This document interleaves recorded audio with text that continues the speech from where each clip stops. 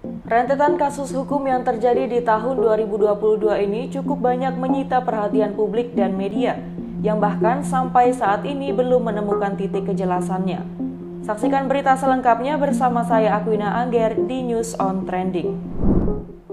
Beragam kasus hukum yang terjadi sepanjang 2022, mulai dari pembunuhan, korupsi, penggelapan hingga investasi bodong. Semua kasus tersebut mencuri perhatian masyarakat hingga tidak adanya kejelasan. Lantas, apa saja kasus hukum yang terheboh selama 2022? Berikut ulasannya. Kasus Ferdy Sambo bisa jadi kasus yang paling fenomenal selama 2022. Pasalnya, kasus pembunuhan berencana terhadap Brigadir J tersebut berlangsung pada 8 Juli 2022 dan hingga kini proses hukum masih tetap berjalan. Kasus pembunuhan berencana yang terjadi kepada Brigadir Nofriansah Yosua Huta Barat akhirnya sampai di meja hijau dengan mantan Kadif Propam Polri Ferdy Sambo sebagai terdakwa. Namun, terdapat perbedaan versi antara surat dakwaan yang dibacakan oleh jaksa penuntut umum dan nota keberatan atau eksepsi yang diajukan pihak Ferdy Sambo. Seperti diketahui, Ferdy Sambo didakwa melakukan pembunuhan berencana terhadap Brigadir J bersama-sama dengan Richard Eliezer Pudihang Lumiu atau Baradae, Putri Chandrawati, Ricky Rizal, dan Kuat Ma'ruf. Namun, keempat tersangka tersebut didakwa dalam berkas yang terpisah. Setelah pembacaan surat dakwaan, kuasa hukum dari Ferdy Sambo langsung mengajukan nota keberatan atau eksepsi. Kuasa hukum Ferdy Sambo menyebut bahwa konstruksi dakwaan yang disusun tidak cermat dan lengkap. Mengacu pada pasal 143 ayat 3 KUHP, seharusnya dakwaan yang diberikan kepada Ferdy Sambo dibatalkan. Menurutnya, pihak Ferdy Sambo menemukan beberapa fakta yang hilang terkait dengan konstruksi peristiwa pembunuhan di rumah dinas Ferdy Sambo di Duren 3 yang dibacakan dalam dakwaan Ferdy Sambo. Ia juga menyebut bahwa dakwaan yang dibacakan hakim hanya berdasar pada satu keterangan saksi, yaitu Baradae saja. Dalam dakwaan, awal mula kasus pembunuhan Brigadir J disebut bermula dari adanya peristiwa di rumah Ferdy Sambo yang berada di Magelang, Jawa Tengah. Disebutkan bahwa Kuat Ma'ruf selaku sopir marah kepada Brigadir J. Lalu terjadi keributan. Putri Chandrawati selanjutnya meminta kepada Baradae dan Ricky untuk memanggil Brigadir J. Ricky bahkan sempat bertanya kepada Brigadir J tentang apa yang sebenarnya terjadi, tetapi Brigadir J mengaku tidak tahu. Brigadir J kemudian masuk ke ruangan Putri. Pada saat itu, Putri Chandrawati duduk di kasur sambil bersandar. Ricky bersama Brigadir J masuk ke kamar, tetapi Ricky kemudian keluar kamar untuk meninggalkan Brigadir J dan Putri Chandrawati. Kemudian, sepulangnya mereka ke Jakarta, Putri Chandrawati mengaku kepada Ferdy Sambo bahwa dirinya telah dilecehkan oleh Brigadir J. Singkatnya, setelah itu Ferdy Sambo kemudian menyusun rencana untuk membunuh Brigadir J. Tragedi Kanjuruhan terjadi pada 1 Oktober 2022 yang telah menewaskan 135 korban jiwa dan menjadi salah satu peristiwa kelam di dunia sepak bola Indonesia. Namun hingga kini mereka yang dinyatakan sebagai tersangka belum juga diseret ke pengadilan. Lebih dari 100 nyawa melayang setelah pelaksanaan laga sepak bola antara Arema FC melawan Persebaya Surabaya di Stadion Kanjuruhan Malang, Jawa Timur pada hari Sabtu 1 Oktober 2022. Kericuhan terjadi usai Arema FC kalah dalam laga yang melawan Persebaya Surabaya. Melihat itu, aparat keamanan yang berjaga di stadion berusaha menghadang massa yang sudah tidak lagi terkondisikan. Gas air mata menjadi pilihan. Namun, alih-alih berhasil membuat para supporter tenang, gas air mata tersebut justru menimbulkan malapetaka hebat dan membuat Indonesia menggoreskan tinta hitam di dunia persepakbolaan karena lebih dari 100 nyawa melayang. Gas air mata yang digunakan oleh polisi sebagai upaya untuk menghalau kerusuhan menjadi hal yang fatal dan menjadikan tragedi terbesar dalam sejarah sepak bola Indonesia bahkan dunia. Penggunaan gas air mata ini disinyalir tidak sesuai dengan aturan keselamatan pertandingan Federasi Sepak Bola Dunia FIFA. Diketahui, FIFA sudah melarang penggunaan senjata api dan senjata gas air mata di dalam stadion. Akibatnya, Kapolri Jenderal Listio Sigit Prabowo mencopot Kapolres Malang dan 9 komandan Brimob Polda Jawa Timur.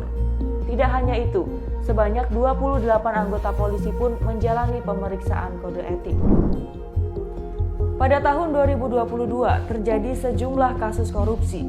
Salah satunya adalah kasus PT Asabri yang telah merugikan negara hingga 22 triliun rupiah. Kepala Pusat Penerangan Hukum Kejaksaan Agung Leonard Ebenezer Simanjuntak menjelaskan kronologi kasus dugaan korupsi dalam pengelolaan keuangan dan dana investasi oleh PT Asuransi Angkatan Bersenjata Republik Indonesia. Dalam penjelasan di Jakarta, ia menyebutkan pada tahun 2012 hingga 2019, Direktur Utama, Direktur Investasi dan Keuangan, serta Kadif Investasi Asabri bersepakat dengan pihak di luar Asabri yang bukan merupakan konsultan investasi ataupun manajer investasi, yaitu Heru Hidayat. Dalam penjelasan di Jakarta, ia menyebutkan pada tahun 2012 hingga 2019, Direktur Utama, Direktur Investasi dan Keuangan serta Kadif Investasi Asabri bersepakat dengan pihak di luar Asabri yang bukan merupakan konsultan investasi ataupun manajer investasi, yaitu Heru Hidayat, Beni Cokro Saputro, dan Lukman Purnomo Sidi untuk membeli atau menukar saham dalam portofolio Asabri dengan saham-saham milik Heru Hidayat, Beni Cokro Saputro, dan Lukman dengan harga yang telah dimanipulasi menjadi tinggi dengan tujuan agar kinerja portofolio Asabri terlihat seolah-olah baik. Setelah saham-saham tersebut menjadi milik Asabri, kemudian saham-saham tersebut ditransaksikan atau dikendalikan oleh Heru, Beni, dan Lukman berdasarkan kesepakatan bersama dengan direksi Asabri, sehingga seolah-olah saham tersebut bernilai tinggi dan liquid. Padahal transaksi-transaksi yang dilakukan hanya transaksi semu dan menguntungkan Heru, Beni, dan Lukman serta merugikan investasi Asabri karena Asabri menjual saham-saham dalam portofolionya dengan harga di bawah harga perolehan saham-saham tersebut. Kasus dugaan korupsi PT Duta Palma Group telah merugikan negara hingga 100 triliun rupiah. Dalam kasus tersebut, Surya Darmadi ditetapkan sebagai tersangka. Kasus yang melibatkan pemilik PT Duta Palma Group, Surya Darmadi, kini masih bergulir. Surya yang diketahui sudah masuk daftar buronan KPK saat ini belum ditemukan dan diduga kabur ke Singapura. Awal kasus ini dimulai ketika Kejaksaan Agung menemukan adanya kasus penyerobotan lahan di Provinsi Riau pada tahun 2015 lalu. Hasil penelusuran Kejaksaan Agung mengungkap bahwa nama Surya Darmadi sebagai pemilik PT Duta Palma Group atau Darmex Agro Group terlihat dalam kasus ini. Bukan hanya Surya Darmadi, nama lain juga muncul, yaitu Bupati Kabupaten Indragiri Hulu Raja Tamsir Rahman. Keduanya pun diperiksa oleh Kejaksaan Agung guna penyelidikan dan menelusuri apakah ada nama lain yang terlibat. Ternyata 1 tahun sebelum kasus penyerobotan lahan ini terungkap, Surya Darmadi juga terlibat dalam kasus suap penyelewengan alih fungsi hutan yang juga melibatkan mantan Gubernur Riau Anas Ma'amun dan Ketua Apkasindo Gulat Medali Emas Manurung yang terkena operasi tangkap tangan. Dari tangan Gulat, KPK menemukan uang sebesar 3 miliar yang akan diberikan ke Anas dan Surya, diduga sebagai orang yang akan memberikan uang tersebut ke Anas. Pada kasus ini, Surya sampai ditahan selama masa penyidikan sejak 5 November 2014. KPK pun menetapkan Surya sebagai salah satu tersangka pada kasus suap alih fungsi hutan ini. Kendati demikian, KPK belum pernah menahan Surya secara resmi karena masih berstatus sebagai saksi di pengadilan kasus sebelumnya. Sedangkan setelah Surya Darmadi lepas dari penahanan proses penyidikan, Kejaksaan Agung akhirnya menetapkan Surya Darmadi sebagai tersangka setelah terbukti merugikan negara hingga 78 triliun. Adapun penggelapan dana sumbangan atau donasi yang kerap mewarnai kasus hukum di sepanjang tahun 2022. Kasus penggelapan dana tersebut dilakukan oleh mantan Presiden Aksi Cepat Tanggap Ahyudi. Ada laporan yang mengatakan bahwa 2 pengurus ACT yakni Ahyudi dan Ibnu Hajar diduga terlibat dalam penyelewengan dana sosial untuk para korban pesawat Boeing. Keduanya diduga menyalahgunakan sebagian dana sosial itu untuk kepentingan pribadi masing-masing yang berupa pembayaran gaji dan fasilitas pribadi. Dugaan penyelewengan dana Lion Air ini didasari oleh Ayudi dan Ibnu yang tidak pernah mengikut sertakan pihak ahli waris dalam penyusunan rencana maupun pelaksanaan penggunaan dana sosial. Keduanya juga tidak pernah memberitahu kepada pihak ahli waris terhadap besaran dana sosial yang diperoleh dari pihak Boeing serta penggunaan dana sosial tersebut yang merupakan tanggung jawabnya. Pihak ACT juga diketahui tidak memberitahukan realisasi jumlah dana sosial yang diterima dari pihak Boeing kepada ahli waris korban, termasuk nilai serta progres pekerjaan yang dikelola oleh ACT. Pihak Boeing memberikan dua jenis dana kompensasi, yakni dana santunan tunai kepada ahli waris korban masing-masing sebesar 2,6 miliar, serta bantuan non-tunai berupa dalam bentuk dana sosial sebesar 2,6 miliar.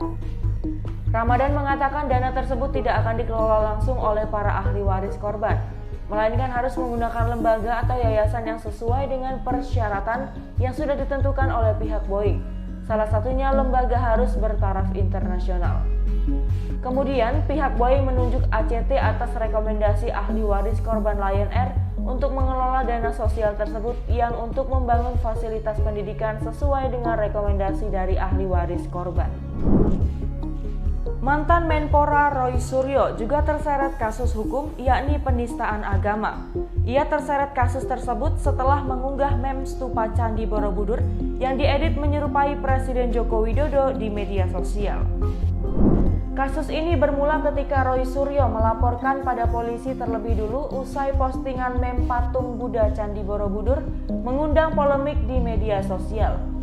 Ia melaporkan 3 akun media sosial yang mengunggah pertama kali meme patung Buddha Candi Borobudur yang diedit mirip wajah Presiden Jokowi.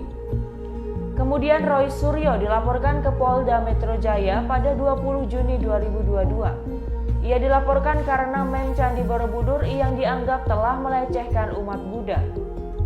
Roy Suryo dilaporkan atas dugaan pelanggaran di pasal 45 ayat 2 junto pasal 28 ayat 2 UU nomor 19 tahun 2016 tentang ITE dan atau pasal 156A KUHP. Ia dilaporkan terkait dugaan penistaan agama Buddha. Selain dilaporkan ke Polda Metro Jaya, mantan Menteri Pemuda dan Olahraga itu juga dilaporkan ke Bareskrim Polri. Laporan pada Roy Suryo di Bareskrim Polri itu dilayangkan oleh organisasi umat Buddha Dharma Pala Nusantara. Ia dilaporkan atas dugaan ujaran kebencian bermuatan sara. Kasus hukum lainnya yang menyita perhatian publik pada tahun 2022 ini adalah kasus penipuan investasi bodong melalui aplikasi Quotex. Kasus tersebut menyeret nama Doni Salmanan yang disebut-sebut sebagai Crazy Rich Bandung. Kasus Doni Salmanan bermula pada Februari 2022 ketika salah satu korban aplikasi trading Quotex berinisial RA melaporkan Doni ke kepolisian. Dalam laporan itu, Doni Salmanan disebut sebagai afiliator dalam perdagangan dengan sistem binary option. Karena itulah ia dituduh telah meraup keuntungan dari hasil penipuan, yakni dari orang-orang yang kalah dari trading. Setelah mendalami laporan tersebut, kepolisian menduga sistem binary option yang digunakan Doni mirip dengan konsep perjudian. Selain Doni Salmanan, kasus penipuan investasi bodong juga menyeret nama Indra Kusuma atau biasa yang dikenal dengan Indra Kents. Indra Kents diadili atas kasus investasi bodong aplikasi binary option alias Binomo. Karena terbukti bersalah, Indra Kents divonis 10 tahun penjara dan denda 5 miliar.